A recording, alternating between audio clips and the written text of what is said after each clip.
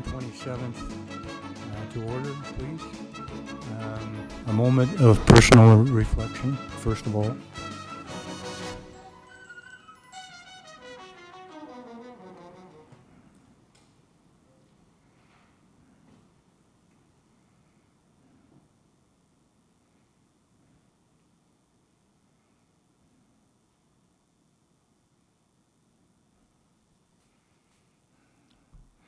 We'll play the national anthem, Madam Clerk, and both the Ukraine and the Canadian national anthem.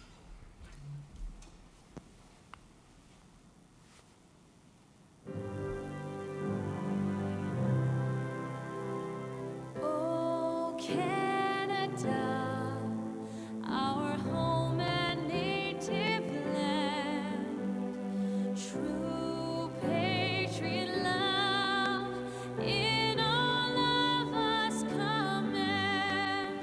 Car ton bras s'est porté l'épée, il s'est porté la croix.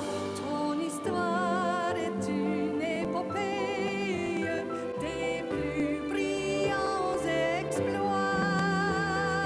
God keep our land glorious and free. Oh, Canada, we stand on guard for thee. Oh, Canada, we stand on guard for thee.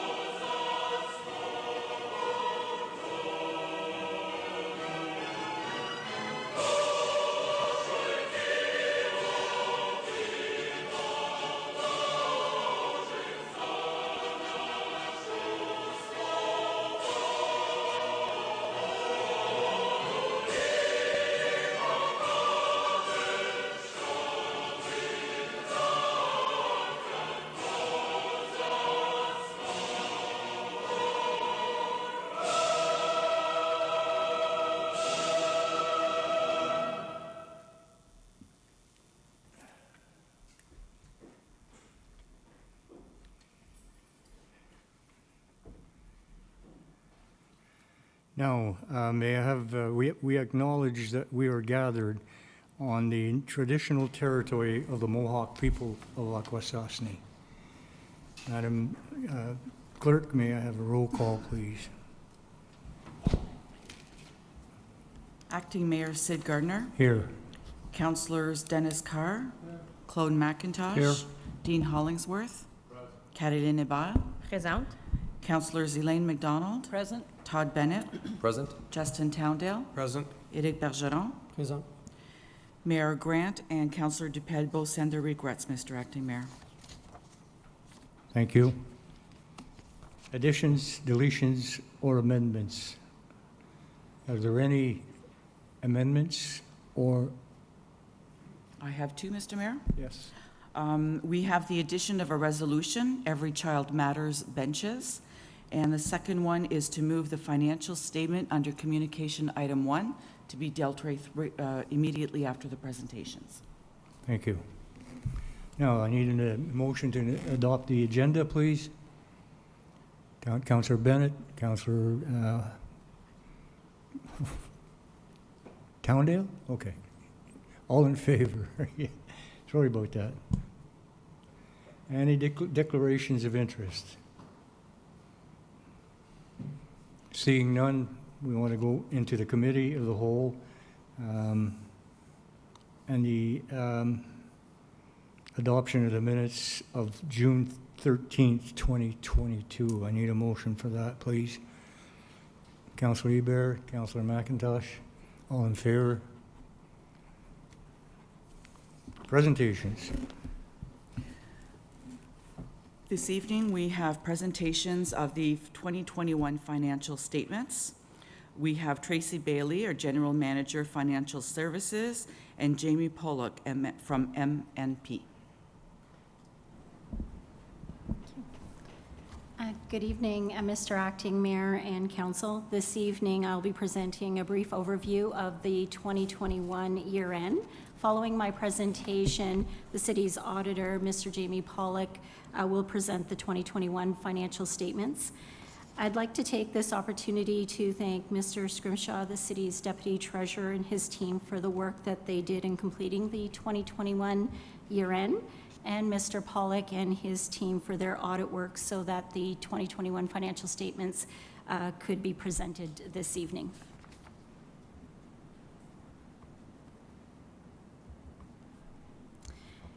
Administration provided Council with the 2021 preliminary year-end at its meeting of May 24th and further detail at its meeting of June 13th. At this meeting, Council approved the allocation of the city's 2021 surplus. In summary, the city's general surplus from the taxation budget was just under $2.2 million, which $34,543 was contributed to the working reserve, $538,711 was contributed to the municipal buildings reserve, $800,000 to the recreation facilities reserve, and $800,000 to the waste management reserve. Water and wastewater departments had a surplus of $1.1 million, of which $685,694 was transferred to the waterworks reserve, and $459,638 was transferred to the wastewater works reserve. In 2021, the city budgeted $900,000 for supplementary taxation and recorded $742,905, a shortfall of just over $157,000. Therefore, no contribution to reserves was made. Like 2020, the pandemic had an impact on the city's 2021 financial operations. Confirmation of safe restart, social services relief, and other pandemic-related funding provided the necessary revenue to fund variances in revenue for recreation, parking, transit, and support services, and to cover additional expenses that the city incurred. Though the city is now in full operation, the future financial impact of the pandemic continues to be unknown at this time, and therefore there is a note, Note 24, to the city's financial statements that reflects this uncertainty. The Statement of Financial Position is a required statement that reports on financial and non-financial assets. Basically, this is what the municipality owns and controls. Liabilities, what the municipality owes, and accumulated surplus, what remains after assets have been used to meet the liabilities. The accumulated surplus is an indicator of the corporation's overall financial health. The city's accumulated surplus at December 31st, 2021 was $420,642,906, an increase of $24.2 million from 2020. This slide provides a summary of the city's statement of financial position since 2018. in 2019 and 2020, you will notice that the city recorded a lower accumulated surplus. In 2019, the city recorded its liability for closure and post-closure costs at the landfill, and following an actuarial in 2020, recorded its liability as it relates to post-employment benefits.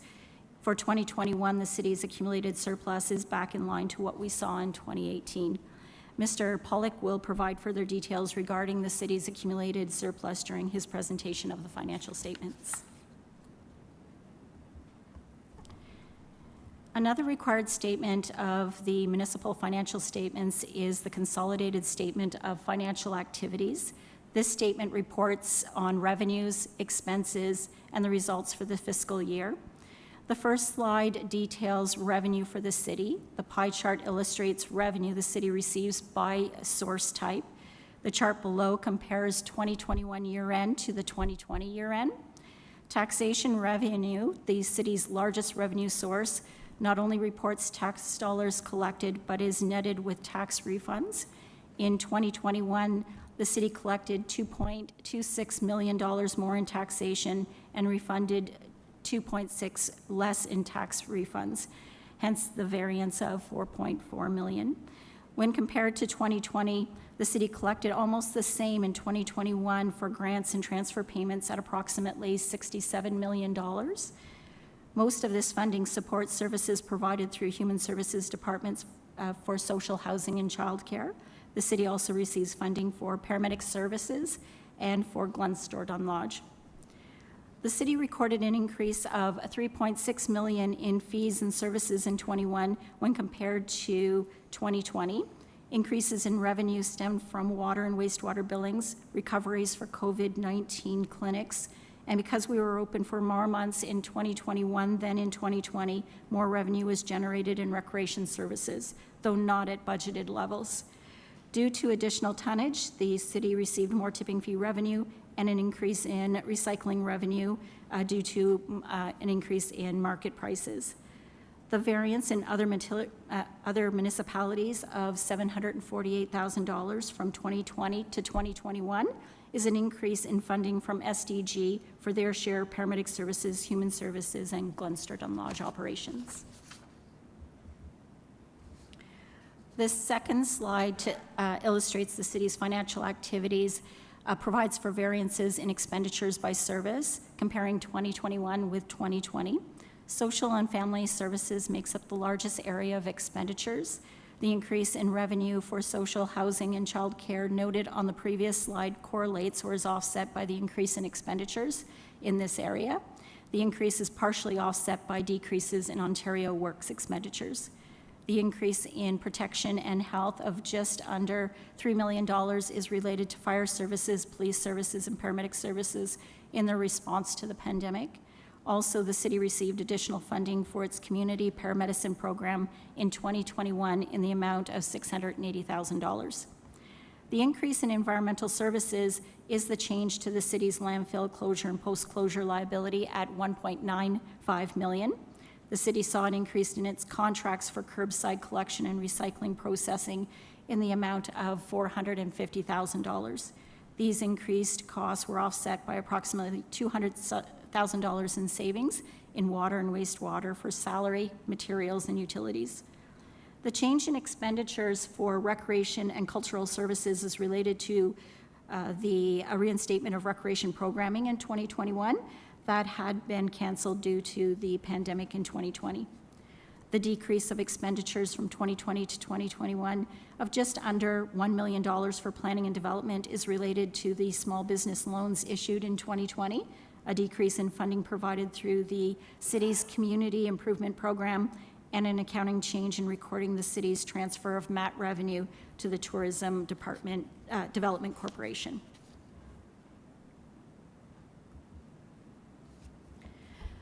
Reserves and reserve funds are established to assist with long-term financial stability and financial planning. Contributions to and appropriations from reserves are approved by council, either through the budget process or by a separate report to council for authorization. In 2014, the city updated its reserve and reserve fund policy. The city has 4 categories for reserves: Operating reserves, such as working reserves, the tax stabilization reserve, winter control reserve, are used to fund items that occur that were not planned or budgeted. Capital reserves, such as equipment and vehicles reserve, the recreation facilities reserve, our municipal buildings reserve, land reserve, and road infrastructure reserve, are used to accumulate funds over time to replace and maintain capital assets and infrastructure. We have restricted reserves that are municipally funded, such as the Waterworks Reserve, Wastewater Works Reserve, our Brownfield Reserves, and the Progress Fund. They are only used for the specified purpose of the reserve. And then we also have restricted reserves that are funded externally, such as our provincial gas tax reserve for transit, our Canada Community Building Fund Reserve, previously known as the Federal Gas Tax Reserve, and the Arts and Culture Trust Fund. These reserves have been funded by senior levels of government or third parties for specific purposes that are defined by legislation or by municipal bylaw.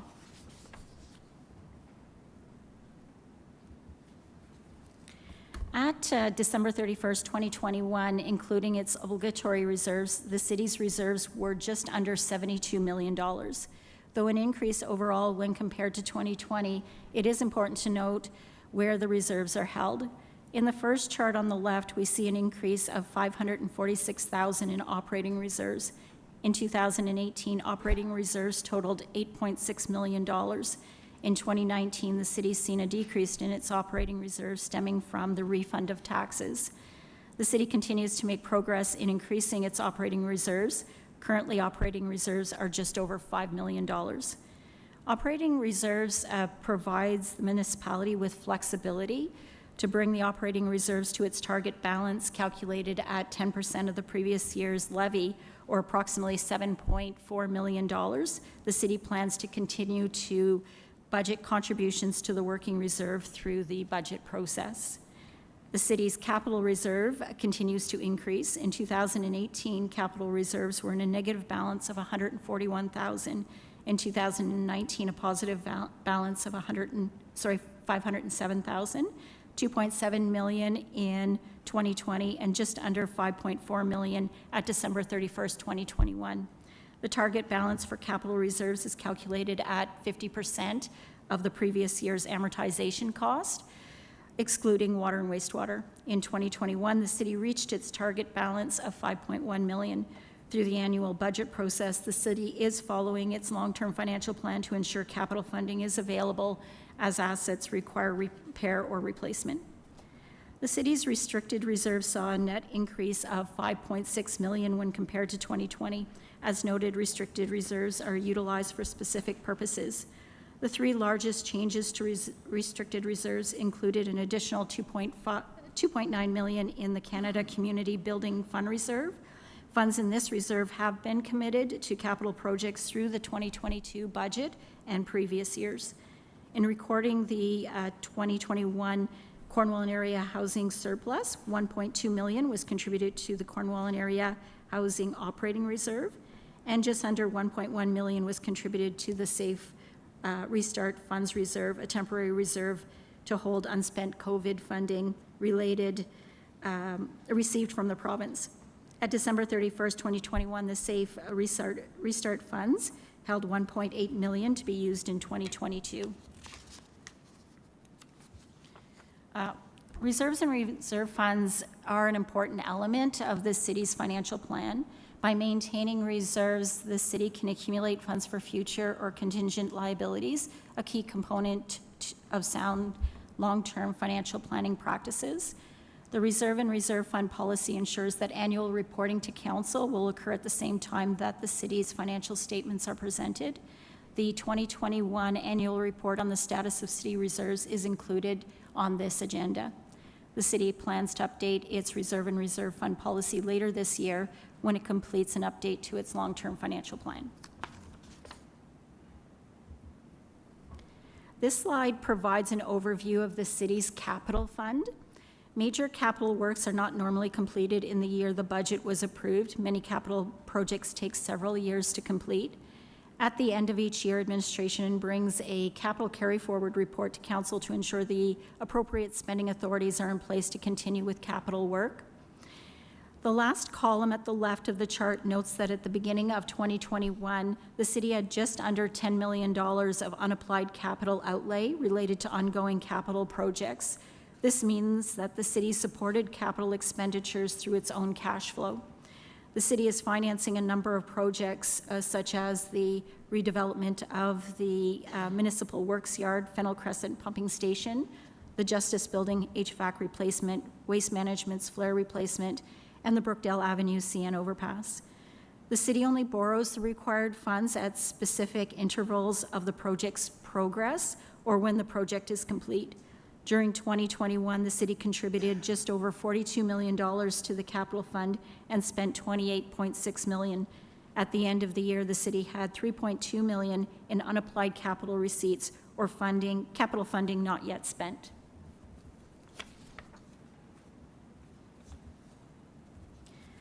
This slide is a presentation of the city's capital assets at book value.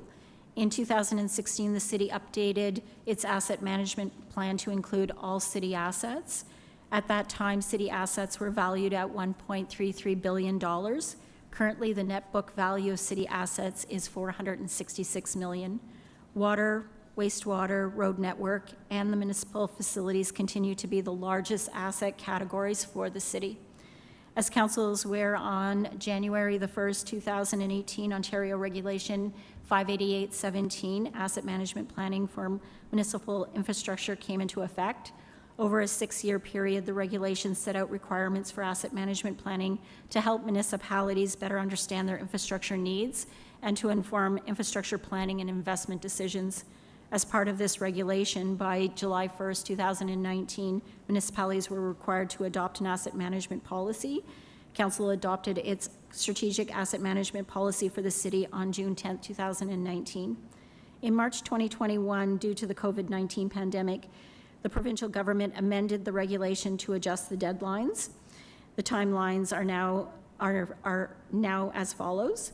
July 1st, 2022, the date for municipalities to have an approved asset management plan for core assets, which includes roads, bridges and culverts, water, wastewater, and stormwater management systems.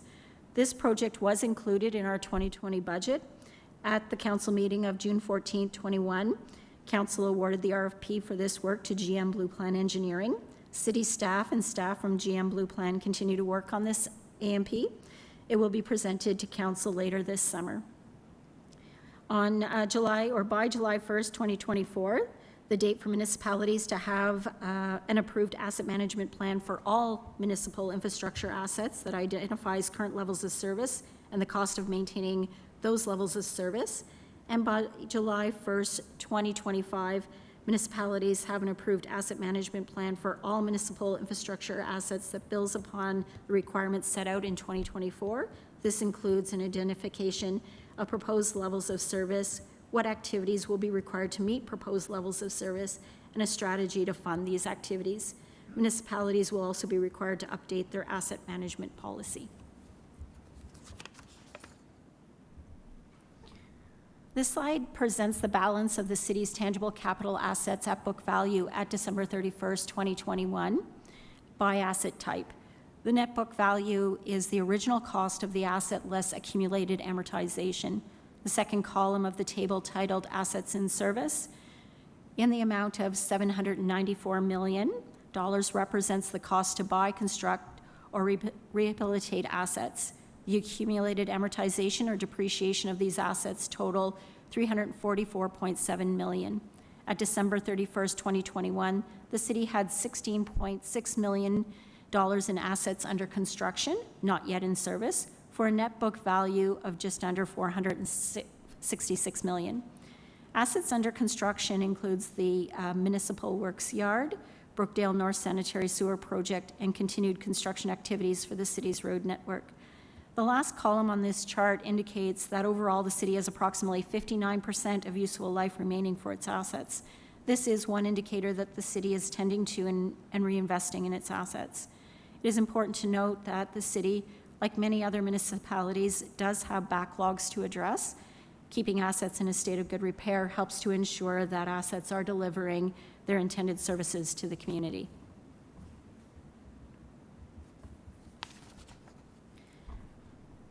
Long-term liabilities, or debt, is money that the city has borrowed that will need to be paid back with interest at a later date. The city's long-term debt at December 31st, 2021 was just under $52.5 million. This includes bank loans at $50.5 million and $2 million for an internal loan for land in the business park. The sources of funding, the sources of future revenue to fund the city's debt will come from a number of sources, including general municipal revenue, user fees, etc., as presented at the bottom of this slide. We do have a change to the notes to the financial statements as presented. The revised financial statements will include not only land in the business park as an internal loan, but the loans taken out by the city for Cornwall Area Housing Corporation mortgages as we transition that operation in-house. There is no impact to the city's financial position. Note 12 will be updated to reflect this, and Mr. Pollock will go into further detail in his presentation.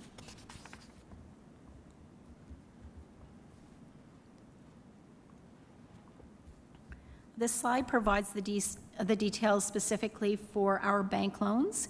Reported on the city's financial statement at December 31st, 2021, the city had bank loans that totaled $50.4 million.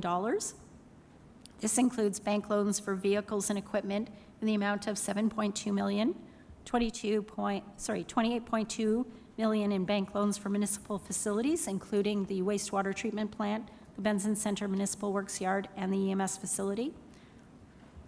Other bank loans include a loan for post-employment benefits for police services, LED street lighting, Brookdale Avenue North Channel Bridge, roadways and structures, Cornwall Area Housing Corporation's mortgages, York Street, reconstruction, Fennel Crescent pumping station, and for the city's flood reduction initiatives.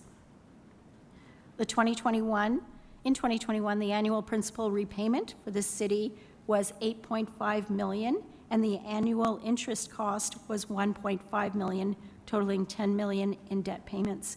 Of the $10 million in debt payments, $3.5 million was funded by the tax base, and $6.1 million from other sources of revenue, such as user fees and reserves.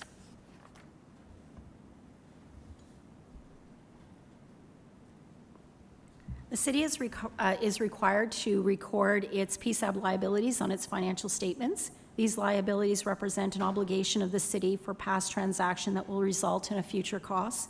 The city has an estimated $69.7 million in future liabilities, $48.5 million in future employment benefits. That includes non-pension retirement benefits such as health care, dental, and other benefits to its retired employees at $34.4 million. WSIB obligation estimated at $8 million, accumulated sick leave benefits for police and fire services at $4.3 million, and vacation payable at $1.7 million. The city also has a future liability recorded on its financial statements for landfill closure and post-closure costs at $21.2 million and $34,000 in accrued interest. To meet the requirements of Regulation 40302 of the Municipal Act, a report related to the current status of the city's municipal debt limits is provided to council annually. The 2021 annual report on municipal debt is included with this agenda. In summary, for 2021, the city had an operating surplus of $2,173,254. Council approved this surplus to be contributed to the working reserves, municipal buildings reserve, the facilities reserve, and the waste management reserve as described.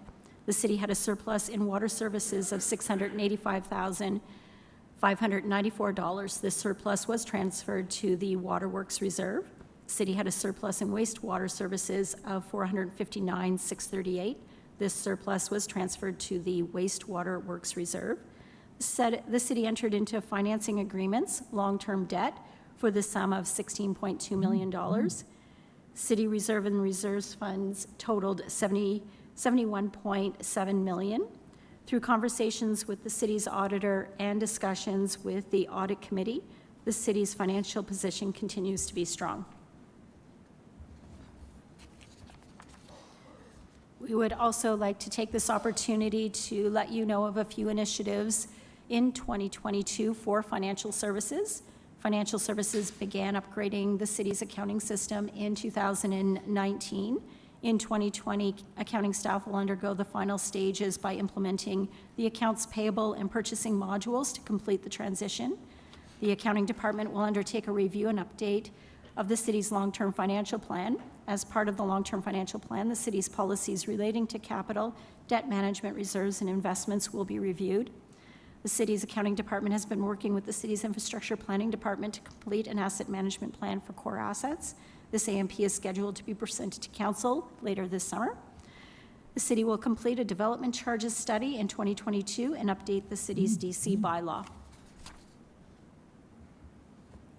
The city's insurance and risk management department is currently implementing a new claims management software. Implementation is scheduled to be completed in Q3 of this year. IT Services continues to implement the strategies as outlined in the ITT Master Plan by conducting a wide range of IT security assessments, including network security testing and vulnerability assessments throughout the city's network. This assessment will also determine criticality of departmental systems. And through our bids and tenders website, the purchasing department will be implementing an e-bidding that will enable vendors to submit bids for goods and services and construction tenders online. Through you, Mr. Acting Mayor, that is the end of my presentation. If you would like, we can turn to Mr. Pollock for the presentation of the financial statements. I will. You've been sitting there for quite a while, Mr. Pollock. It's time for some comments from you, please. Well, thank you very much, Mr. Acting Mayor. Most people know who I am. I'm Jamie Pollock. I'm a chartered professional accountant and partner with M&P. I've been with M&P now for about 4.5 years, plus the preceding accounting firm that merged into M&P, Craig Dispatty Markle, for the previous 16 years before that. So I have about 21.5 years with practice in Cornwall. We do have the draft financial statements on screen, plus in your package. Probably at the end of my presentation, I'll be more than happy to answer any questions or concerns that anyone might have. If we go to our independent auditor's report, and I'll just kind of read out the first 2 paragraphs in our report. It is addressed to the members of council, the inhabitants and ratepayers of the corporation of the city of Cornwall. We have audited the consolidated financial statements of the corporation of the city of Cornwall, the city, which comprise the consolidated statement of financial position as of December 31st, 2021, and the consolidated statements of financial activities, change in net financial liabilities, and cash flows for the year then ended, and notes to the consolidated financial statements, including a summary of significant accounting policies. In our opinion, the accompanying consolidated financial statements presents fairly, in all material respects, the consolidated financial position of the city as of December 31st, 2021, and the results of its consolidated operations and its consolidated cash flows for the year then ended in accordance with Canadian public sector accounting standards. So it's a clean audit opinion. That's what you want to hear from us as your auditors to you, that these financial statements are presented fairly according to Canadian GAAP for municipalities under public sector accounting standards. If we turn to page 102 in your package, which would be your consolidated statement of financial position. Now, Mrs. Bailey did an excellent job going through the financial highlights, so I'm going to keep my observations very brief. But like I said, I'm more than happy to answer any questions or concerns. So the statement of financial position is your balance sheet. It's at a particular point in time, back at December 31st, 2021. Your total net financial assets was $116.3 million, compared to $97.7 million the previous year, an increase by $18.5 million or 19%. Majority of that increase is shown in your cash position, with an ending cash balance of $45.3 million compared to $26.1 million.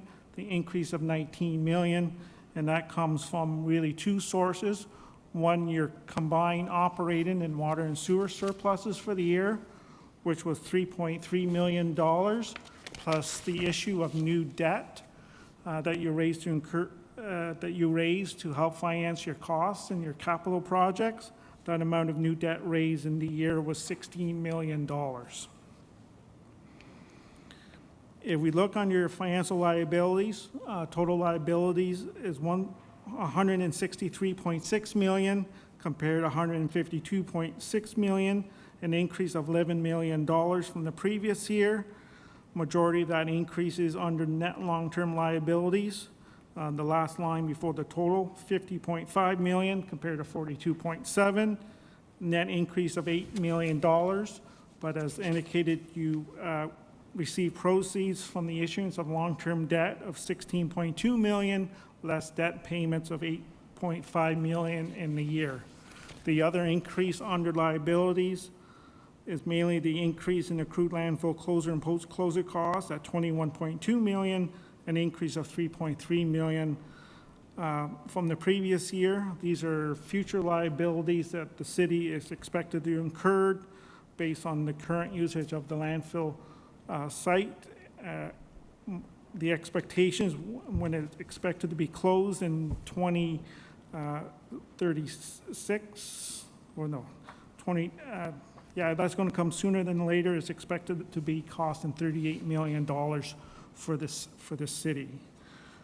Net financial liabilities is $47.3 million, $7.4 million lower than the previous year, or 13.6%. Your non-financial assets, which is your tangible capital assets, which is your roads, your water and sewer infrastructure, your water and wastewater treatment plants, plus buildings, land, equipment, recorded for accounting purposes, is $465.9 million compared to $449 million. As indicated, this is accounted for using net book value purposes for accounting purposes. It's not necessarily your replacement value of those assets or your fair market value. It's being recorded at historical cost less accumulated amortization. When you add your non-financial assets, your accumulated surplus at December 31st is $420.6 million compared to $396.4 million, an increase of $24.2 million, or 6.1% increase from the previous year. If we turn to page 103, the consolidated statement of financial activities, this is your income statement for the year. If we look at your actual totals, the middle column compared to the budget on your left-hand side, total revenue is $207.7 million compared to a budget of $201.5, an increase over budget by $6.2 million, or 3%. Majority of that increase was under government grants and transfers for the funding of COVID-19 relief funds and programs. Total revenue from that line is 67.7 compared to a budget of 63. Another area of increase is your fees and services. Total fees and services collected was $48.3 million compared to $46.6 million, mainly in tipping fees and recycling fees. Expenditures, your total expenditures for the year, it was $201.6 million compared to your budget of $198 million, 3.6 million difference, or 1.8%. The majority of that increase is because of COVID-19 funding. Expenditures under general government, total cost is $14.2 million compared to budget of $9.5. While there is some overages in some lines, there's mainly savings under roads. Environmental services was a little bit over, but that's offset with the savings in transportation. Health services was in line with budget. Social and family services, because of timing and cash outflows, was a savings of $6 million, but social housing was over by $3 million compared to budget. And recreation and cultural services was a savings of $1.3 million. When you include other revenue for capital and other purposes of $18 million, your annual surplus per PSAS is $24.1 million compared to a budget of $13.6 million for the year. If we turn to page 103, or 104, 105, the statement of change in net financial liabilities. If we look at the middle column and kind of think of it from a cash flow point of view, you had an annual surplus of $24.1 million. We add back amortization, a non-cash item of tangible capital assets of $17.8 million. Then we show a reduction for the acquisition of tangible capital assets, or your capital expenditures, which was $35.1 million. And with other minor changes, you have a decrease in your net financial liabilities of $7.5 million. And really, those are the net change in your net debt for the year. That $7.5 would have been used to pay down your debt payments for the year. So your closing net financial liabilities is a favorable decrease of 7.5 to a closing balance of 47.3 million, and that represents all your net financial assets less your financial liabilities. If we turn to the next page, the statement of cash flows, your third line from the bottom is your increase in cash, 19.2 million compared to 8.4 million the previous year. But out of the 19 million, as indicated, the proceeds received from long-term debt under cash from financing activities was 16.2 million, plus the net change in net long-term investments of 3.6 million kind of makes up the change for the year. We do see under cash from operating activities, $43 million was raised from their surplus pre-amortization expense plus change in working capital. That $43 million was used to pay down the long-term debt of $8.5 million and also used to help pay for the acquisition of tangible capital assets of $35.1 million. So when you include those three lines, they kind of net out to zero. So your increase in your cash comes from your proceeds from long-term debt plus your change in long-term investments. If we turn to page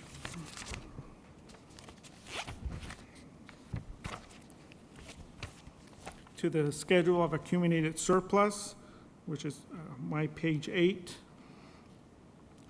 This shows the breakdown of your accumulated surplus. Your operating surplus deficit has your surpluses from your local boards plus your land inventory held for resale, totaling $6.5 million. Your capital surplus is $3.8 million, a change of $13.2 million from the previous year due to the issue of long-term debt, where last year's closing was an on-finance capital outlay or negative balance of $9.4 million. And then we have liabilities to recover from future revenues. Those are liabilities recorded for PSAS purposes.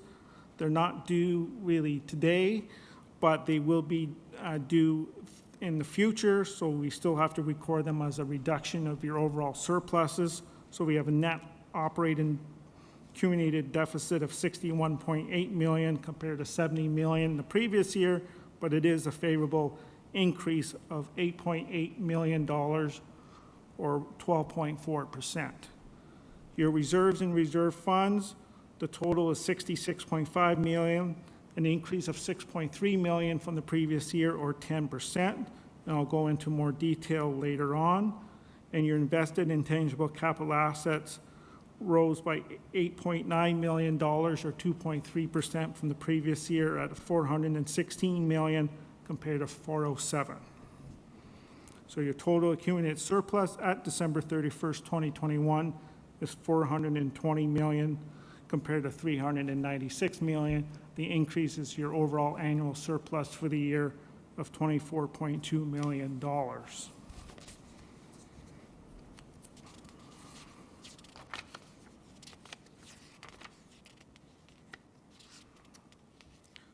If we go to note 8, and Ms. Bailey did spoke about this briefly. This is your deferred revenue, which is your obligatory reserve funds. They actually have to be presented under PSAS as a liability and not part of reserves and reserve funds. The total ending balance is $5.5 million compared to $4.5 million the previous year. The Safe Restart or COVID-19 funding closing balance is $1.8 million. Development charges is in a negative balance at this stage of $3 million, but your gas tax is at $6.6 million, and parkland is $94,200.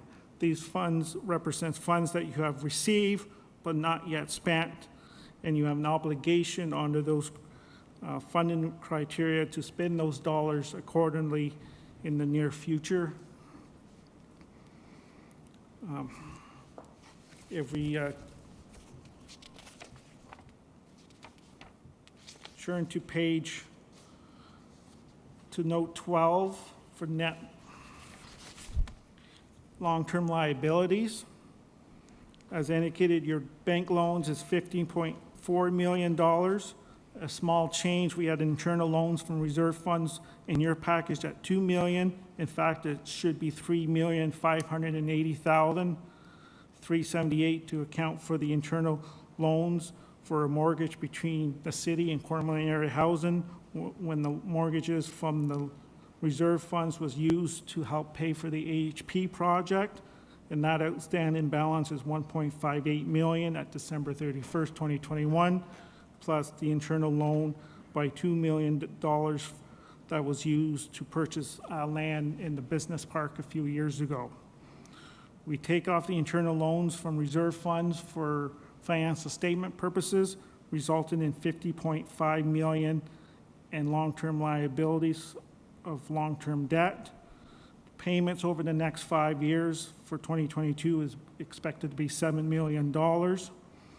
And out of the payments over the next 5 years, it's going to be about half of the $50 million, or 27.8, and half of that, 12.4, is expected to come from general taxation revenues, 7.6 from user fees. Provincial grant revenues will come in to help pay for some of the debt, especially with the mortgages related to Cornwall and area housing of $4.5 million, and reserves and reserve funds of $3.2 million to pay down some of the debt, specifically with the debt relating to the Benson Center. If we turn the page, we have a breakdown of those bank loans. With the Benson Center, the closing balance at December 31st is $6.5 million, $692,000 for the emergency medical service building, $466,000 for post-employment payments, $8.6 million for the municipal yard redevelopment, and all the capital loans for equipment is $22.5 million, an increase of $6 million from the previous year. And of course, the municipal yard redevelopment loan above went up by $3.5 million in the year. We also have the wastewater treatment plant loan at $9.1 million, and Cornwall Area Housing Corporation mortgages of $2.4 million.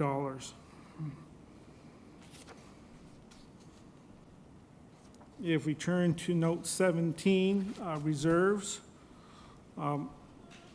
As explained, it's broken down into 4 main categories: operating reserves, capital reserves, restricted reserves, municipal funded, and restricted reserves externally funded.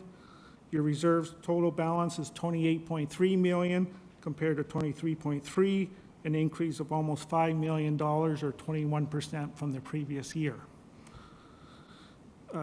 Operating reserves closing balance is just over $5 million at $5,035,781, increase of $546,000 or 12% from the previous year. And within that working reserves, your working funds increased by $463,000 or 16% from the previous year. Capital reserves went up by $2.6 million or 90%, as it almost doubled from 2.9 to 5.6. Your restricted reserves went from 12.7 to 14.4, or a 1.7 million increase, and most of that increase was in your waterworks and wastewater works, and restricted reserves remain stable from the previous year. Turning to note 18, the reserve funds. We have your progress fund, which is closing balance is $25.8 million. The opening balance, a small increase of $79,300 from its opening balance of $25.7 million from the previous year. Overall, the reserve funds is $38.2 million, an increase of 1.4 from the previous year, or 3.8%. Social housing carried the load of that increase by $1.5 million in the year, with a closing balance of $8.2 million. If we turn to note 21, budget and operating surplus, it kind of presents a reconciliation on where we go from the annual surplus in the middle of $24.1 million. And I won't go through the detail, but it works itself down to what the operating surplus for the year of $3.3 million, split between the operating fund and the water and wastewater works, and they end up being transferred to your reserve as provided by your previous council meeting and approved by council. If we turn to the end of the financial statements, we have a 5-year financial review that we'd like to present to council. These are actually unaudited, but the audited information does flow to these figures on these 2 pages. The annual surplus, as indicated in 2021, is $24.1 million, the highest in the last 5 years. You'll see a deficit in 2019 of $7.4 million, and the main reason for that is when the accrual for the future closure of the landfill site was adjusted at that time by $14 million, and you can see it kind of up a couple lines. The net deficit for that year was $14.6 million. If that didn't happen, you would have been positive for the last 5 years. Property taxes billed in 2021 for your own purposes was $78.5 million and $12.9 million for the school boards. Over the last 5 years, the amount of property taxes billed has increased by $10.4 million, or 15%, but on an annualized basis, that works out to 3.1%.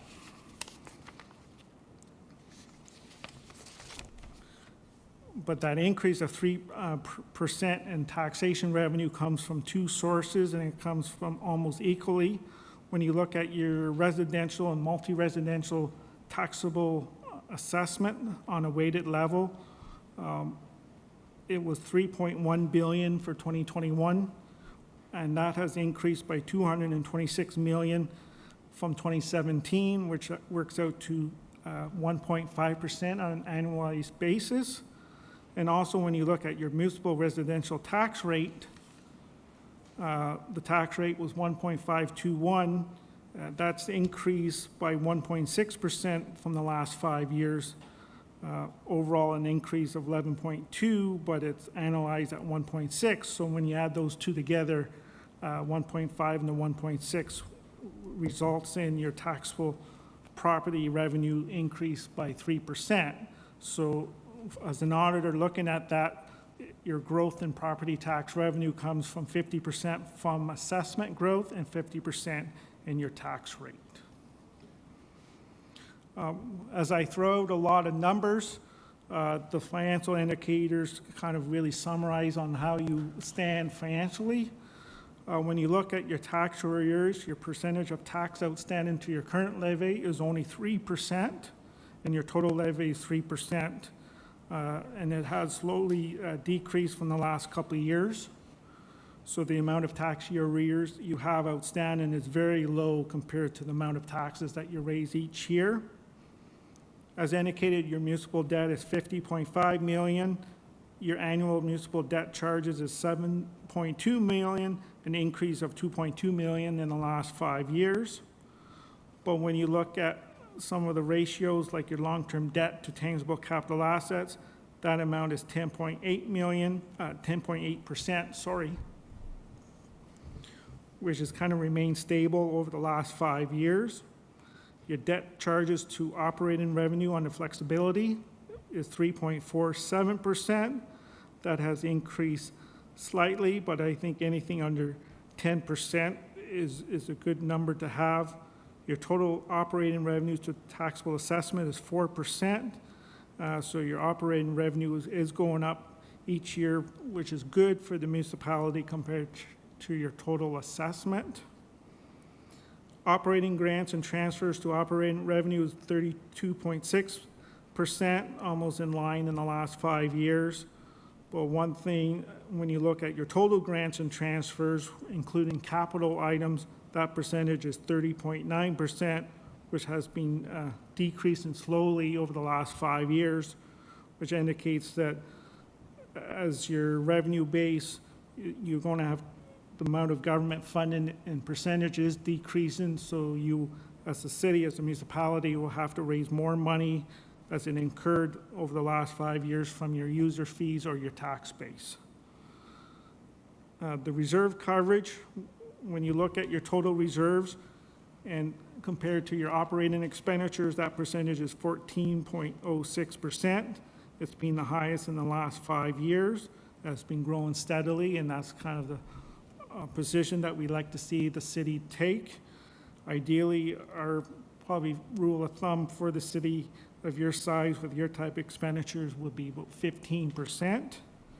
And the amount of reserves to working capital is 0.97, and actually that's an ideal figure to be at compared to 5.6 the previous year. That means you have the working capital set aside now to match the reserves that you have in place.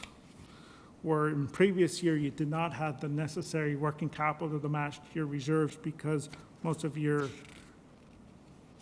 any necessary working capital was tied up in your long-term investments.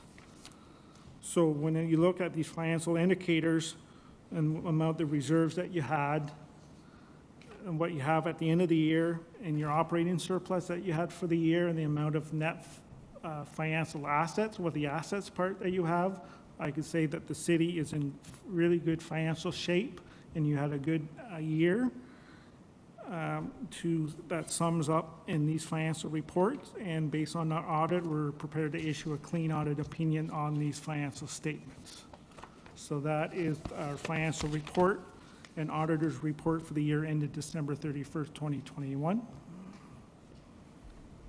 Thank you, Mr. Pollock and Ms. Bailey.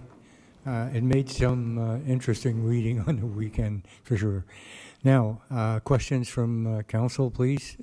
Councillor Hollingsworth. Thank you, Your Worship. It's kind of just generic stuff. On page 6 of the slides, 16 of the agenda, we've got our reserve funds, city reserve funds. Those restricted reserves that are funded by the municipality, and our accountant, I think, chief accountant could probably answer this. Even though it's restricted reserves, any council, sitting council could change the conditions in which we use those reserves, correct? Like, there's a policy governing them, but council can ultimately change the policy, right? Through you, Mr. Acting Mayor, in some cases, yes, and in some cases, we would advise against it. So the monies we collect for water and wastewater billings, we would really support those funds being redirected to those services. But other restricted reserves, such as that were municipally funded for Heart of the City, our building surplus to ensure that department continues to operate in years where we see a decline in permit revenue.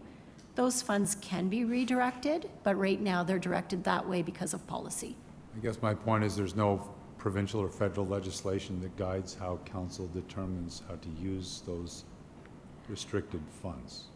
Aside from water and wastewater, where there's a principle in place through MECP, some Ministry of Infrastructure, they have a principle in place to say that those funds collected for water and wastewater billing should be redirected there. And also, it may not be in this list, it isn't. I was thinking of the downtown, the 3.5 million, that cannot be used for any other purposes for our community improvement program. Fair enough. Second question, on page 11 of the slides, and then on page 13, there's two numbers. So on page 11, we've got long-term liabilities of 52,449,307, and then over here on page 13, you've got this PSAB liabilities of 69,753.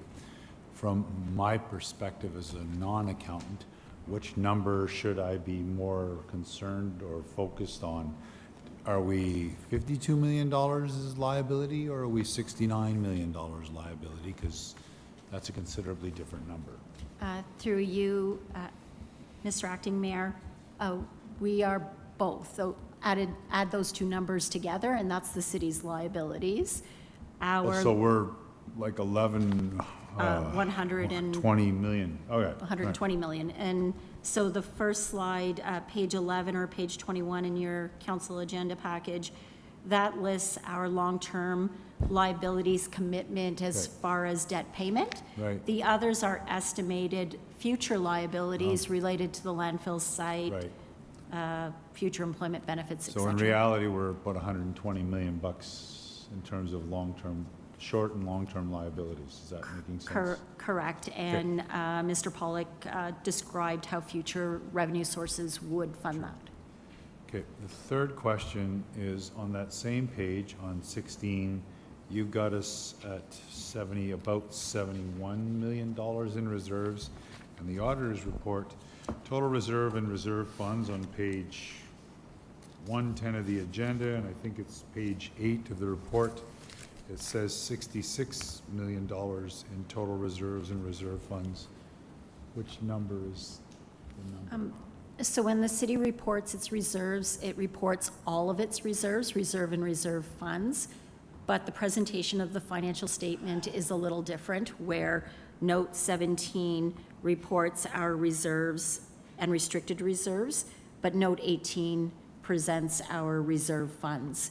So that, you need to add both of those together to get the city's total reserves.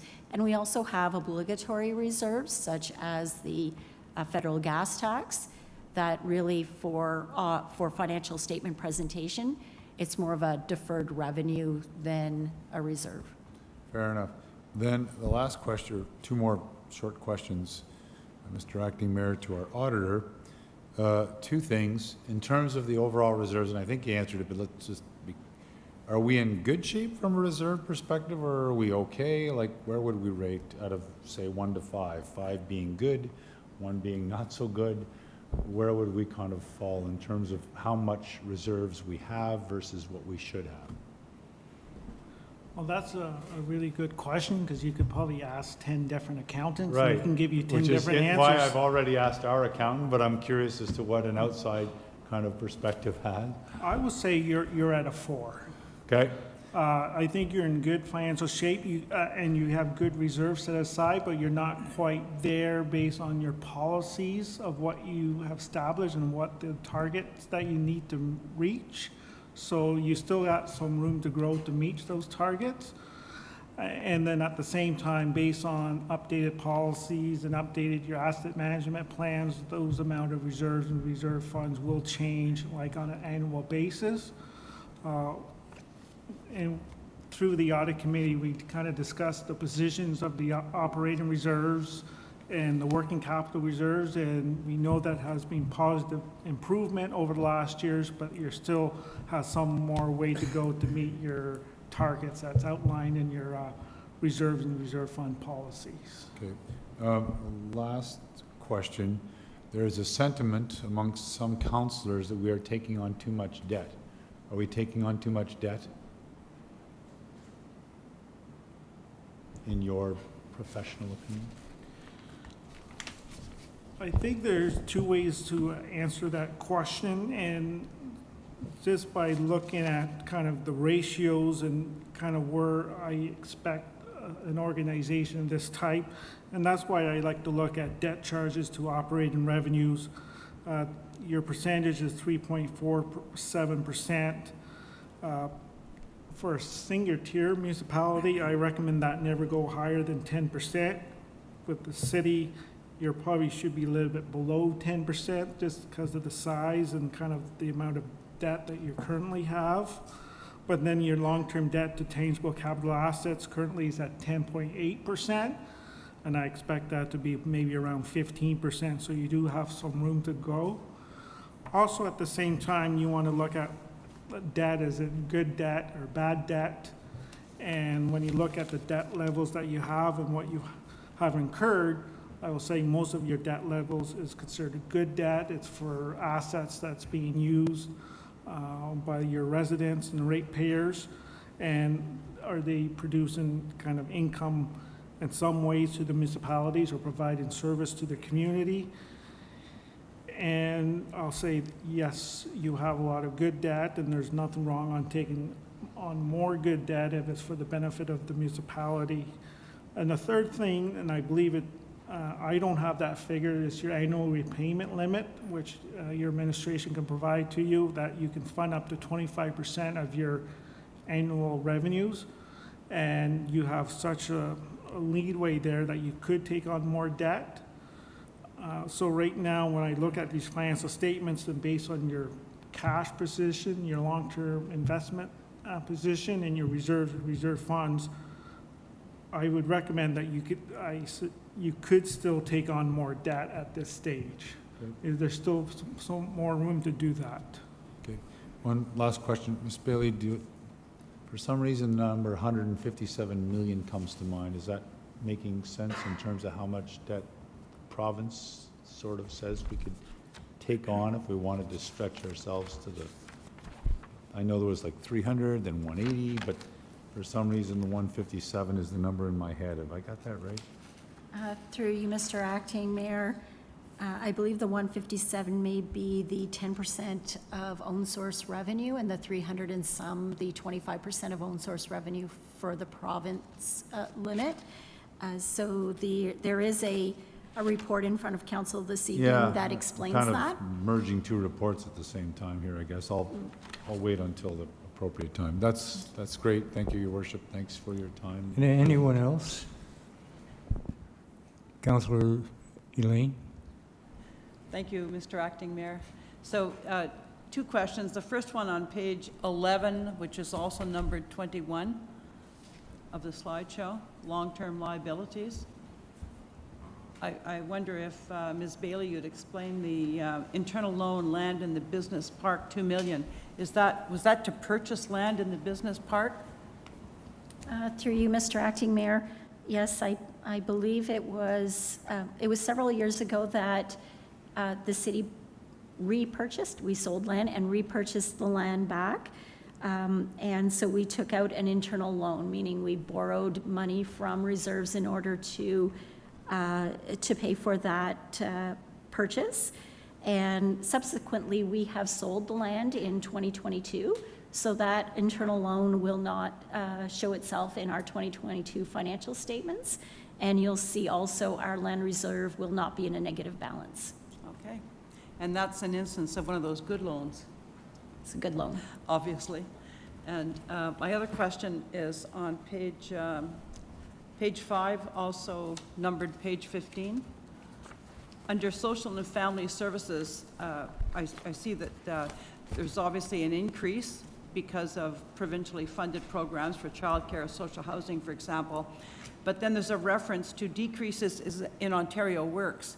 And is that a decrease in the provincial allocation to Ontario Works, or is that people not qualifying to apply for Ontario Works?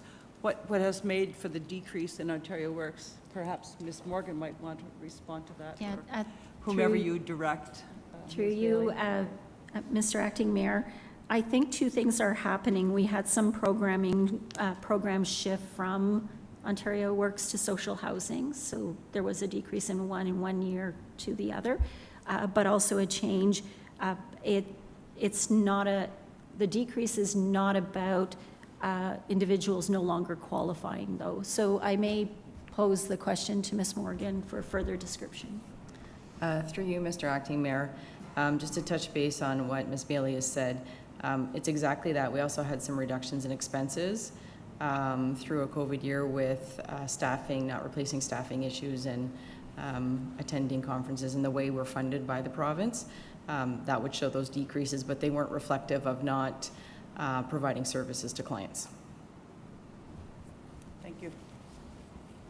Thank you very much for the information from both of you. Again, action recommended is that council receive this presentation, so I need a motion. Oh, I'm sorry, Todd? Mr. Bennett? I just Motion? wanted to possibly make one comment on the motion that we receive or council receive or approve the financial statements as amended, only because we have one change to note 12. Okay. Thank you. So, Mr. So- Mayor, Mr. Acting Mayor? I gotta So the say- motion now is to receive the presentations. Yep. And the next motion will be from the communication item, and that will be to approve the financial statements as amended, Okay, just thank to you. clarify. So it was all in Thank you. favor? We have to wait till later on, okay. Consent reports. Madam So, Clerk? Mr. Mayor, we did move the communication report to be dealt with at this time. And so that is for the 2021 financial statements. And the action recommended is that council approve the 2021 audited financial statements as amended. In favor, Carolyn Eber. McDonald, Mrs. McDonald. All in favor? Opposed? Carried. And Mr. Acting Mayor, I just like to say thank you to Maureen Adams and Tracy Bailey and Paul Scrimshaw and their full accounting staff for their cooperation and assistance, and for the social housing division too, because I had to pick on them a lot more this year than previous years for all their assistance and patience, and I greatly appreciated that, and allowed us to be here tonight to present our financial statements and auditor's report to council and to you, Mr. Mayor. You know, I appreciate what you're saying because we have a strong team here, so yeah, thank you for that. I can concur with that. Now, consent reports. Our first item is a temporary street closure for Cornwall Triathlon, with a recommendation that council approve the temporary road closures of Bergeron Lane, Race Street, Cotton Mill Street, and Harbor Road on Saturday, August 20th, from 7 a.m. to 10:30 a.m., and Montreal Road from Marlborough to Boundary Road, Marlborough Street from Montreal Road to Harbor Road, Cotton Mill Street, McDonnell Avenue from Montreal Road to Cotton Mill Street on Sunday, August 21st, from 7 a.m. to 1 p.m. NOMO May 2022 summary, with the recommendation that council receive this report. Request for Proposal 22P08, Development of a Climate Action Plan, recommending that this RFP be awarded to PINA Sustainability Incorporated from Vancouver, BC, at a total bid price of $102,039. RFP terms of reference for 22P13, externally managed closing, with a recommendation that council receive this report.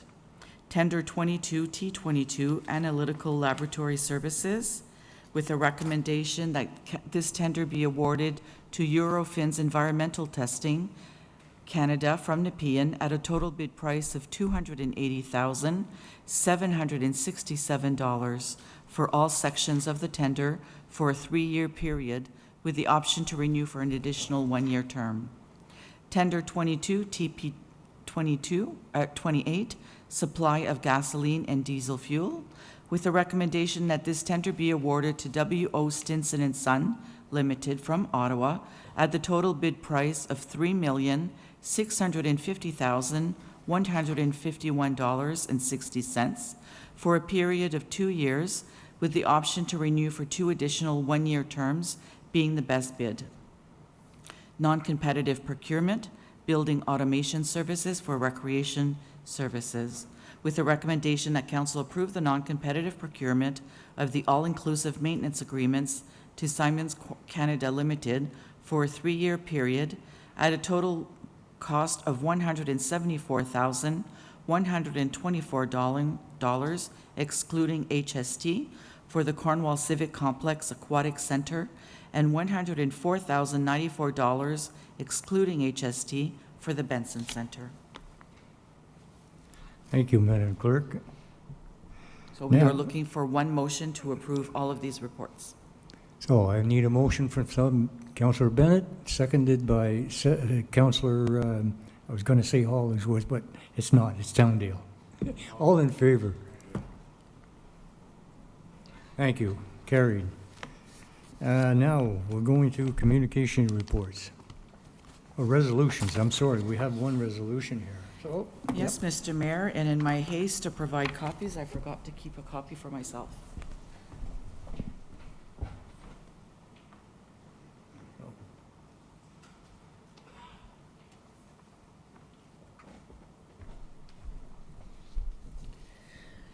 So this resolution is proposed by Dr.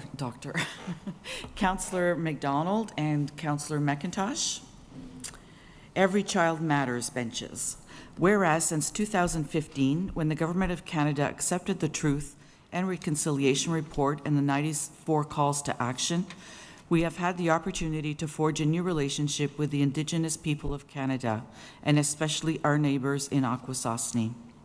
Whereas the 94 calls to action gained urgency in May of 2021 with the discovery of unmarked graves at a former residential school, the sorrow and grief of the place compels us to incorporate the tragedy of the residential schools and their legacy of unmarked graves into our own historical record.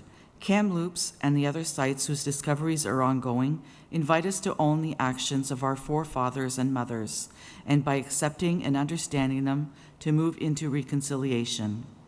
Whereas the Every Child Matters movement grew out of this sad history, on September 30th, 2021, for the first time, a National Day of Truth and Reconciliation was observed, and people everywhere donned orange shirts and participated in a collective act of reconciliation.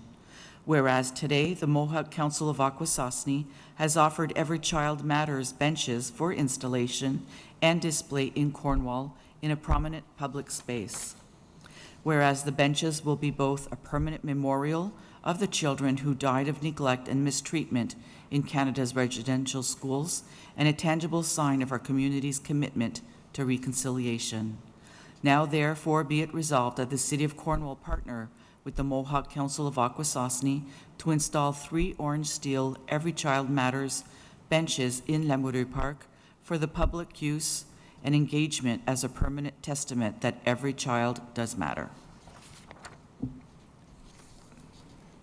I need a favor for that. Yeah, a motion from council, a discussion too. Yeah, go ahead, Councillor McDonald. Thank you, Mr. Acting Mayor.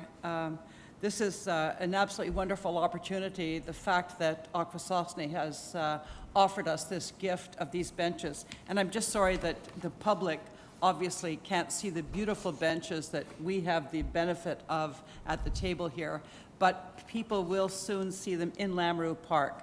They are comparable in structure to the black benches that we have in the city and in the park already.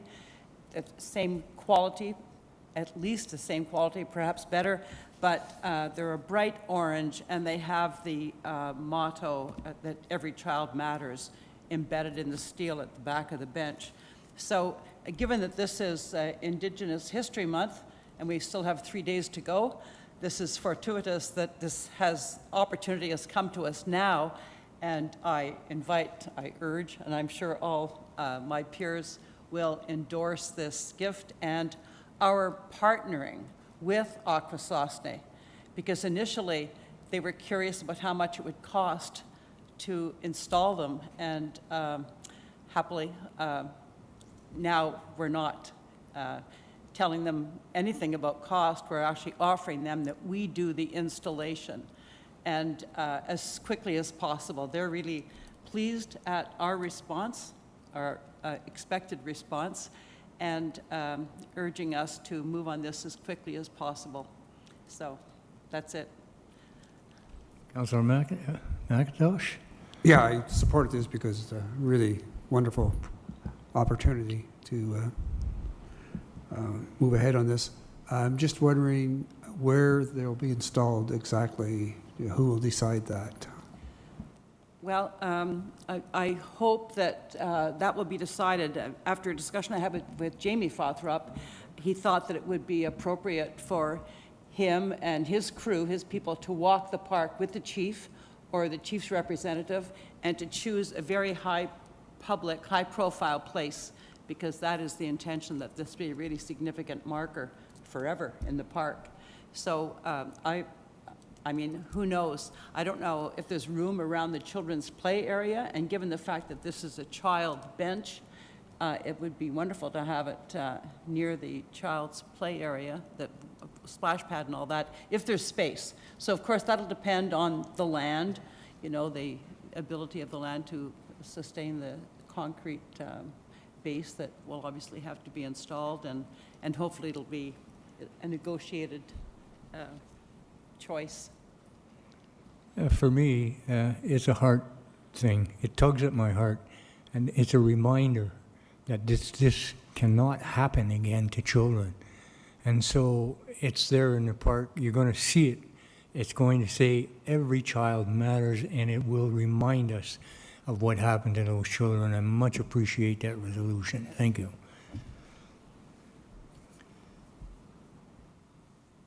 Next. If you can call the vote, Mr. Mayor? Yeah, I want to call a vote on that motion. I felt that you didn't need to do that right away, but yeah, I call a vote. I need Councilor Bergeron? No? So it was duly moved and seconded, Mr. Acting You Mayor? have a mover and seconder already. You got me a little rattled here, but we'll get over it. So all in favor? Opposed? Thank you. Moving on to unfinished business. First item is the Kingsley Crescent petition for the replacement of the curves, with the following recommendation: that the existing concrete curbs on Kingsley Crescent remain in place until the next cycle of asphalt resurfacing and related works take place, and B, that council direct administration to proceed with the 2022 asphalt resurfacing project on Kingsley Crescent as planned and tendered under contract 22 T17, asphalt resurfacing on various city streets.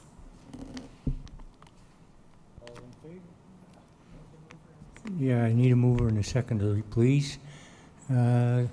Councillor McDonald, and the seconder is Councillor Bennett. All in favor? Opposed? Passed. Next, Mr. Acting Mayor, we're looking for a motion to receive the unfinished business listing for June 27th. I need a motion for that. Okay. Councillor Towndale, and seconded by Councillor McIntosh. All in favor? Opposed? Under Thank you. Communication, 2021 Annual Report on the Status of City Reserves, with a recommendation that council receive this report on cities' reserves and reserve funds as at December 31st, 2021, and approve changes to the reserve and reserve fund policy, Schedule A, as outlined at the end of this report. All in favor? Yeah, okay. I need a mover and a seconder. Todd Bennett and Mr. Bergeron. All in favor? Sorry? You going to entertain any discussion on the motion, or are we just going to power through it? You want to talk on the motion? Go ahead. Well, I noticed other councillors had their hand up. Whatever, you're the boss. Okay. Go ahead. Thank you, Mr. Acting Mayor. I did have a question, just in regards to the proposed capital reserve, local housing corporation capital reserve. I just had a question in regards to the upcoming Pitt Street project. Would this reserve be usable for that project in particular or similar projects?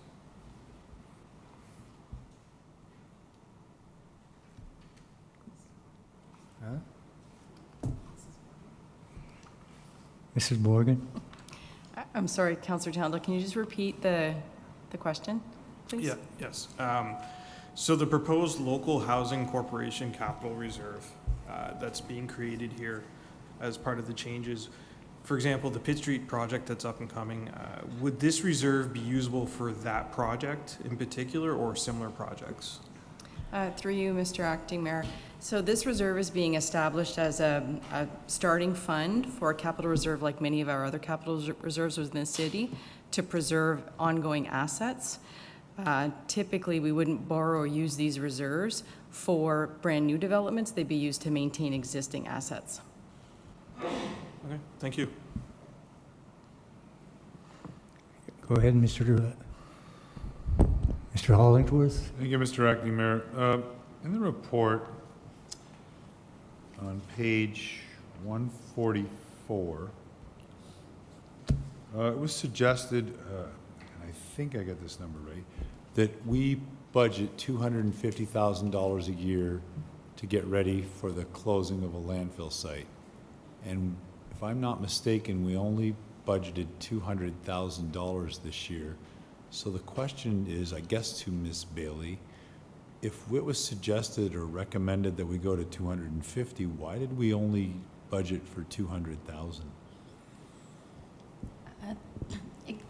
Through you, Mr. Acting Mayor. So the proposal through the DFA study was to start at 250,000 Yes, a year. right. And increase that every year by 250 or so to get to 2.5 million Okay. per year. So, but we only started at 200, correct? I believe our first contribution was 100,000, and then in 2022, we increased that to 200,000.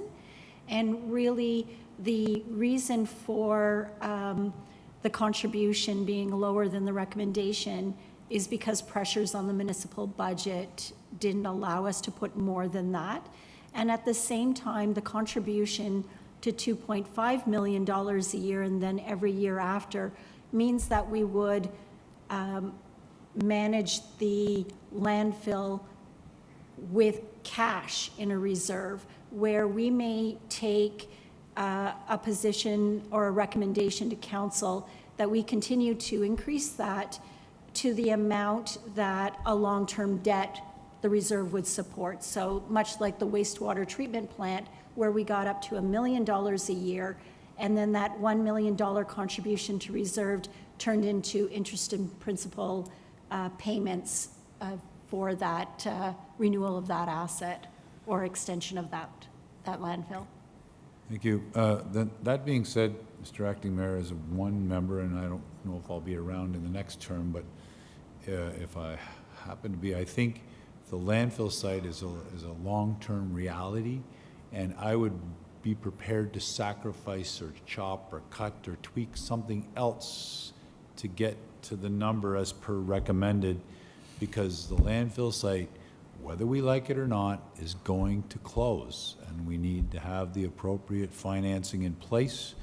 So while, you know, people don't like taxes going up and services being cut and all that kind of stuff, the fact of the matter is this is the train on the tracks, it's coming, and we can't get out of the way. So let's just try to prepare for it now rather than 12 years. Of course, well, you know, maybe we won't have to worry about that, but somebody will, and garbage has to go someplace. So I think to admin, if I'm still here, and you're sitting in October kicking around the budget and what goes and what doesn't, as one member, I'd prefer us even go higher if need be and be prepared to make changes someplace else, because I think this is not a priority now because things sort of superficially seem fine, but the truth is they're not. So Just thought I'd kind of leave that for you for future reference. Thank you, Mr. Councillor McIntosh, I can see you. You're not over in this corner like you've always been, so Yeah, go good. ahead. I'm glad to hear that. We talk about raising all this money to close it, but what about money to open a new site? Wouldn't that go hand in hand? I mean, we don't, on 2036 or whatever it is, we close her and then we go, okay, so there's going to be, in concert with that, wouldn't we have to also put money aside for a new landfill site, which won't be in the city? Through you, Mr. Acting Mayor, I think there's a lot of discussion and study that still needs to be had as to the next steps for the landfill site, whether it can be extended, whether we have any other land within our municipality, or if there may be permission to bring our waste somewhere else.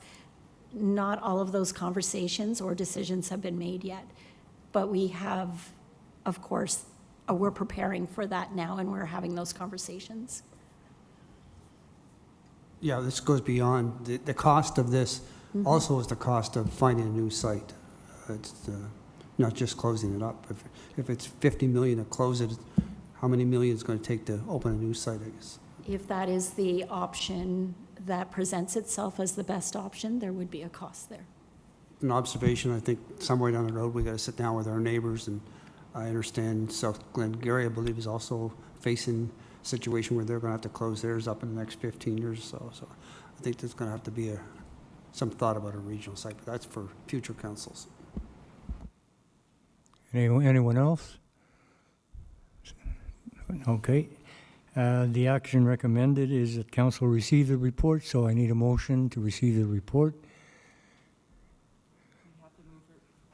We have the mover and move. seconder, Mr. Mayor, if you can call the That's what I'm vote. looking for. Are you a mover, Carolyn, or you want to speak to it? We already have the mover and seconder, Mr. Acting Mayor. Okay. We just need the vote. Okay, so all in favor? Opposed? None. Next.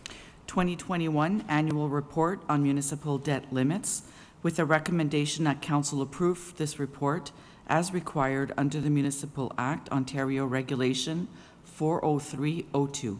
We need a mover and a seconder, Mr. Mayor. Mover? Councillor Bennett, Councillor Towndale, all in favor? Opposed? Are you opposed, Councillor Hellingsworth, or you just, Okay, thank you. 2021 Annual Report on Development Charges Reserve Fund, with a recommendation that council receive this report. Need a motion? Councillor McDonald, seconder, Councillor Hollingsworth, all in favor? Or do you want to speak to the motion? Okay, go ahead. Thank you, Mr. Acting Mayor. Through you, I just had a question. In the report, it mentions 507,000 approximately in discretionary exemptions. I'm just curious if I can get some clarification on what those discretionary exemptions would be. Some examples, please. Excuse me, through you, Mr. Acting Mayor. So there's mandatory exemptions in the bylaw that are regulated by the province, and then there's discretionary exemptions that are approved by municipal councils. So examples of discretionary, one would be infill. So that is one area where this council has decided to exempt development charges. And I'm just going to quickly look for the clause. We've also, I don't think a manufacturing uses was regulated. And I believe those were the only two, Mr. Boileau? Aside from the regulated exemptions. Thank you. Thank you very much. Action recommended is go ahead and vote. We need a vote on that. All in favor? Opposed? None. Our next report is the Waste Disposal Site Tipping Fee Restructuring, with the following recommendations. A, that council approve the increase of the landfill tipping fees charged to industrial, commercial, and institutional waste generators from the current levy of $85 per ton to $125 per ton, effective September 1st, 2022. B, that council approve a surcharge of 50% of the landfill tipping fee rate charged to industrial, commercial, and institutional waste generators from the proposed levy of $125 per ton to $187.50 per ton for waste disposed at the city landfill containing recyclable materials effective September 1st, 2022. And C, that council approve a surcharge of 50% of the landfill tipping fee rate charged to residential waste generators from the levy of $85 per ton to $127.50 per ton for waste disposed at the city landfill containing recyclable materials effective September 1st, 2022. Would any councilors like to separate those three items or vote all in one shot? Well, I'd like to, I think all in one shot would suit me, but I had a question. Yeah, go ahead. Okay. Councilor McDonald, go ahead. So in the meantime, I'll move all three. And my question is, I gather this is not a universal surcharge. It's going to be applied by those who actually dispose of recyclable material in the material that they tip. So, yes, I guess I'm right, eh? So that, how do we determine that? How's that going to work at the receiving end, at the landfill site? How do you, obviously, maybe already we inspect what people bring? And, Who can answer that? Mr. Kuhn can answer that question. Through you, Mr. Acting Mayor. That's a good question. So in 2020, we took over landfill operations and the scale house from a private contractor, which was Capital Security, and it's now done in-house. So prior to the city of Cornwall taking over those positions, there was one gentleman that operated the scale full-time. So now we have two personnel that are on site, and our intentions are that there will be one person to operate the scale house and kind of conduct the flow in and out through the scales. And the second person will be a spotter position, as we've labeled it, where they'll be out on the pad in the public service area monitoring the loads that are coming in. The scale house is equipped with an overhead camera on the inbound scale, so we'll be able to see for the most part for open top loads that are coming in. And once they're on the public service area where the different bins are going to be and where they are, if we witness any individuals placing recyclables or divertible material into the bins, which we see fairly often, it's quite common, and it continues to do so even though it's recommended and they're directed to the appropriate locations, there will be an offense given to that outbound transaction, which will apply the 50% surcharge. A similar process will take place up at if this is approved, up at the actual tipping face for the large loads that come in on the 20-yard roll-offs and containers that are the large IC&I companies are bringing in.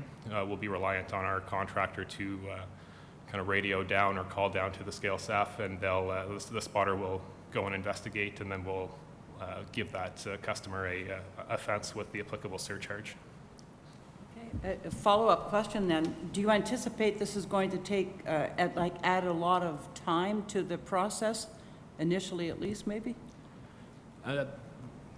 Through you, Mr. Acting Mayor. So we're expecting a little bit of a transition period with regular challenges to arise, but we're going to be working extremely hard and to come up with a communication package and communication plan to make sure that everybody who uses the site are aware of our new policy should it be approved. Very good. I think it's a great program. Thank you. Councilor Bergeron? Thank you. Is there a will from the mover to change the date from September to something maybe a little further down the line, like October or November, given we're giving 2 months of summer here to get this ready? Would be up to you to pick the date. I vote for it regardless. I really like this motion, and it's just quick to absorb within 2 months over the summer. I would advise October or November, personally. I'm not sure if I understand your question. The- Oh, sure. So I'm asking if you would change it. I cannot change it. Through the chair, please. Don't want to change the motion. Okay, all in favor of the Councillor McIntosh, go ahead. So fast, not so fast. I got an email from a contractor, as we all got, and one of his concerns was the date was short notice. Through you, Mr. or Acting Mayor, to maybe Mr. Kewen. Okay, I'm a contractor and I make about 12 stops during the day, picking up loads at apartment buildings, wherever else. How do you expect him to know what's in there?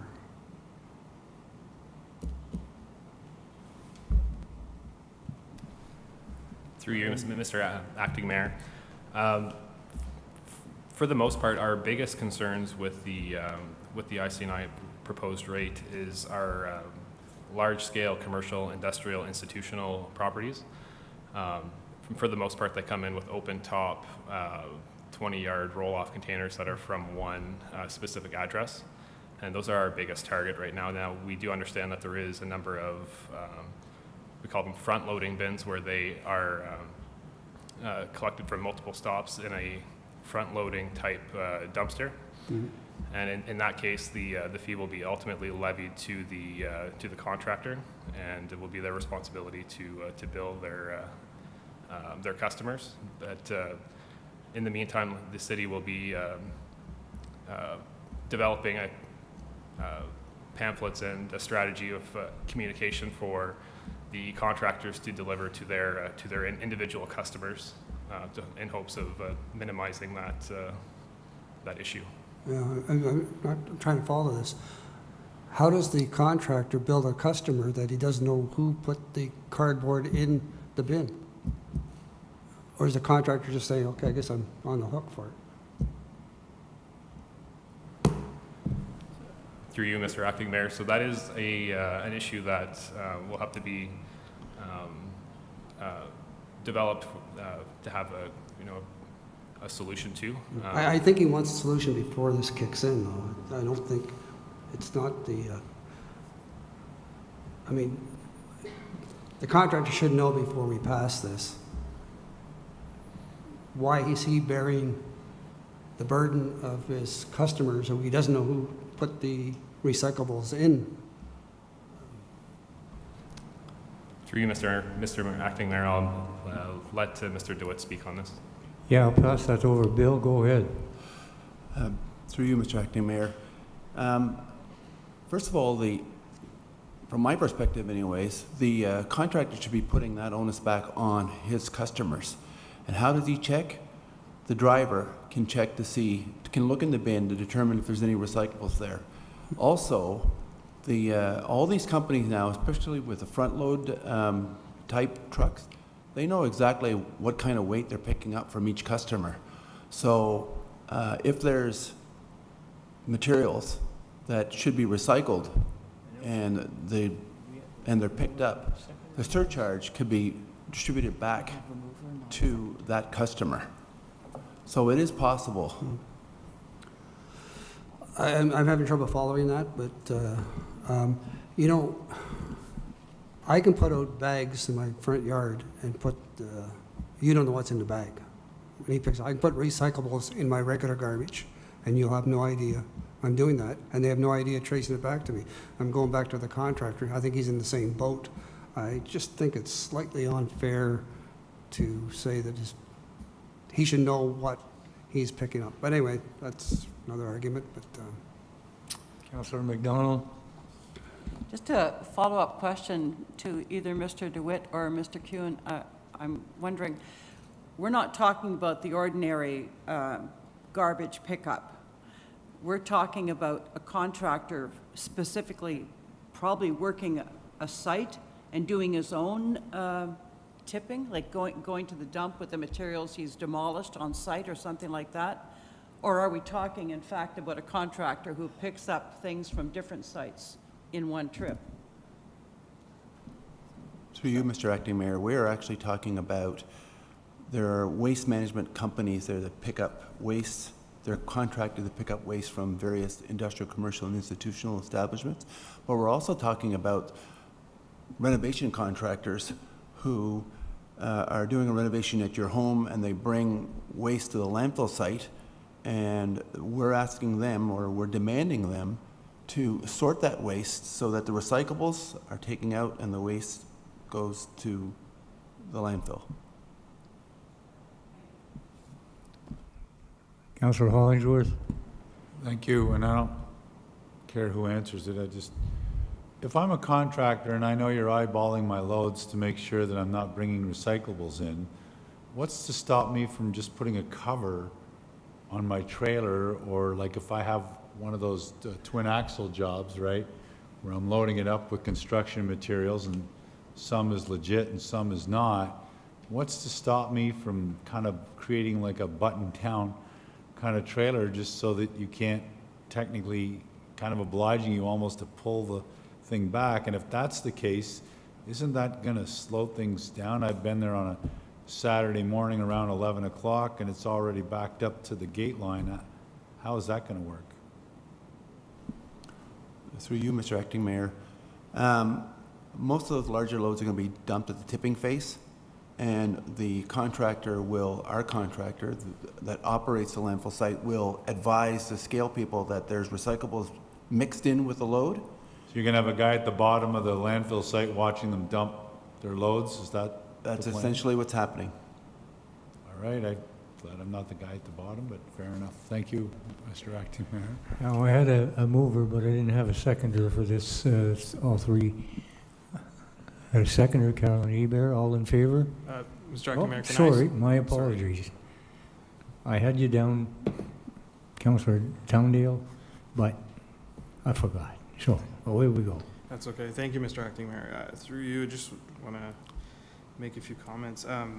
I think I'm on the same train of thought as Councillor McIntosh. I read the email we received from the waste hauler who's in town, who asked for an extension to the 1st of next year to take some time to implement this. You know, we're talking about September 1st. That's almost 2 months away. That's just over 60 days. That's not a lot of time. And I have the same concern when we're talking about the front loaders for waste collection, because it's true. You know, you can look into a dumpster, but you're not going to see everything in there. Realistically, stuff could be at the bottom, could be hidden. When they flip it in the truck, they're not going to know what's in there. They might know the weight, but they're not going to know the contents, and get to the dump, suddenly there's a nasty surprise. They're not sure where it came from. So I do see that as a bit of an issue, but I think asking for a little bit of a delay, longer than 60 days, to figure this out and implement it, and also for the industry to react so they can potentially provide recycling containers to their clients and whatnot, isn't unreasonable. So based on that, if I can get a seconder, I'd like to defer this motion.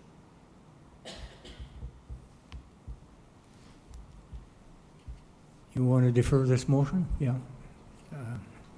Seconder, yeah. All in favor of the deferral? 5, 6. The motion is deferred. Mr. Acting Mayor, could I just ask, I just want to clarify, so we have a motion to defer. We will bring a report back to council. So do you want us to bring back additional information with respect to allowing more time? Because that's, I think, the basis of the deferral.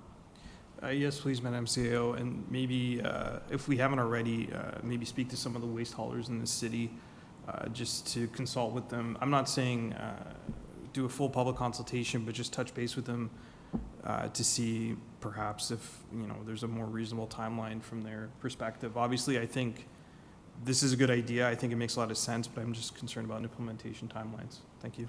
Okay, we have that. Thank you. Anyone else? Councilor McIntosh? Yeah, the email I got, we all got, I think the hauler was very concerned about the timeline. You know, they operate on contracts, they set their contracts, and this could be an extra cost to them too. So the message that came through to me was that, can you give me some more time? And I think it'd be a great idea if we sat down and talked to maybe a couple of them, maybe 2 or 3 of them, whoever there are. Anyone else? Seeing none, I need a motion for, well, we've got the motion for deferral. All in favor? Okay. We're good. There are no new business motions, Mr. Acting Mayor, so the bylaws. Bylaws 2022-76 to 82 inclusive, listed on the agenda, are being presented to council for adoption. We need a mover and a seconder, Mr. Acting Mayor. Mover Carolyn Ebert, Councillor McDonald, all in favor? Opposed? Passed. Thank you. Are there any reports from standing, advisory, special, or haddock committees of council? Councillor McDonald. Thank you. I just want to say on behalf of the arts groups in town that Art Walk last week was an extremely successful venture. And there'll be another one in August. Stay tuned. And for me, if there's no one else, I spent 7 hours on a Zoom meeting with Alpha, and Dr. Paul Remediolis was given a Distinguished Service Award from all the doctors across Ontario, and that means we're pretty lucky to have this guy with us.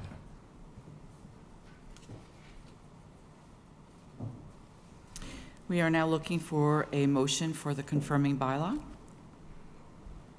The motion? Councillor McDonald, Councillor Bergeron, all in favor? Opposed? None?